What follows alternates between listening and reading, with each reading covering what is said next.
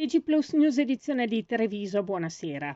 Apriamo il nostro notiziario con la cronaca. Nella mattinata odierna un pensionato 82enne di Ponzano Veneto ha denunciato alla stazione di Paese dei Carabinieri di essere stato vittima di un furto con strappo all'interno della sua abitazione avvenuto nel pomeriggio di ieri intorno alle 16. L'anziano ha denunciato di aver udito dei rumori in casa e di aver sorpreso un ladro mentre stava rubando. Questi, vistosi scoperto, prima di fuggire gli strappava la catenina d'oro che portava al collo e lo spingeva a terra per guadagnare la fuga. L'anziano non ha riportato lesioni e non è ricorso a cure mediche. Procede la stazione dei carabinieri di Paese per le indagini. E nell'ultimo fine settimana il questore di Treviso ha predisposto servizi straordinari interforze di prevenzione e controllo del territorio nel centro cittadino, svolti dalle forze dell'ordine. Sono state complessivamente identificate oltre 500 persone, tra cui oltre 150 minori. Nel pomeriggio di sabato sono stati emessi 3 ordini di allontanamento dal quadrante di Via Roma nei confronti di 2 cittadini stranieri, classe 1996 e classe 1997 e di un giovane italiano classe 2004, già gravati da precedenti di polizia e sorpresi a disturbare i passanti con urla e schiamazzi, oltre che con musica ad alto volume.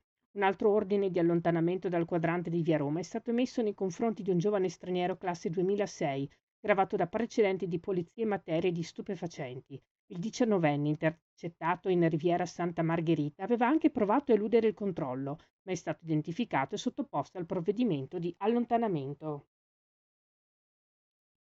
Sempre nel pomeriggio di sabato sono stati sanzionati in via amministrativa poiché sorpresi in zona Piazza Borsa e Riviera Santa Margherita con alcuni grammi di hashish 2 giovani cittadini stranieri classe 1999 e classe 2006.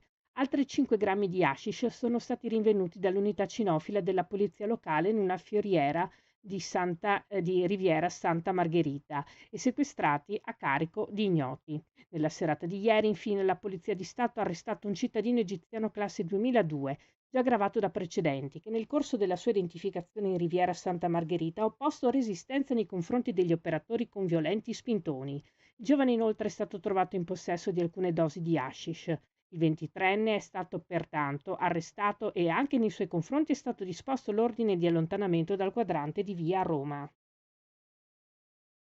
E cambiamo decisamente argomento. Poste Italiane comunica che l'ufficio postale di Possagno da venerdì 6 giugno sarà interessato da interventi di ammodernamento per migliorare la qualità dei servizi e dell'accoglienza. La sede infatti è inserita nell'ambito di Polis, casa dei servizi digitali.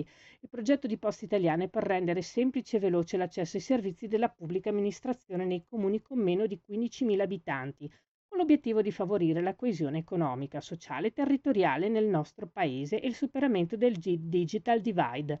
Nel periodo dei lavori, Poste Italiane garantirà ai cittadini i servizi nell'ufficio postale di Cavaso del Tomba, aperto tutte le mattine da lunedì a sabato. È disponibile con orario continuato 8:20 19:05, sabato fino alle 12:35, l'ufficio postale di Montebelluna.